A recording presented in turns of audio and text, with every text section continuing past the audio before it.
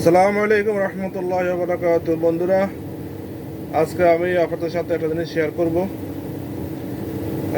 যে আমাদের ইংরেজি মাসগুলো আমরা গণনা করব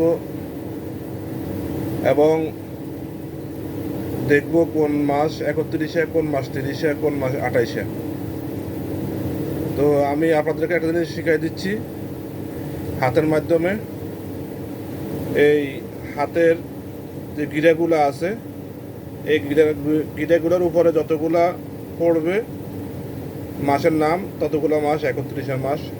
যেমন আমি এই আঙ্গুল থেকে শুরু করছি, প্রথমটা জানুয়ারি, মাঝেরটা ফেব্রুয়ারি, তারপরটা মার্চ, তারপরটা এপ্রিল, তারপরটা মে, তারপরটা জুন, তারপরটা জুলাই, আবার এখানে July, August, September, October, November, December.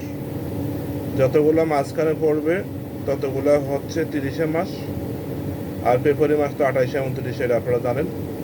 জানুয়ারির পরে ফেব্রুয়ারি মাসটা এখানে আসবে, 28-এ হোক 29-এ হোক, জানুয়ারি, ফেব্রুয়ারি, মার্চ আবার 31-এ।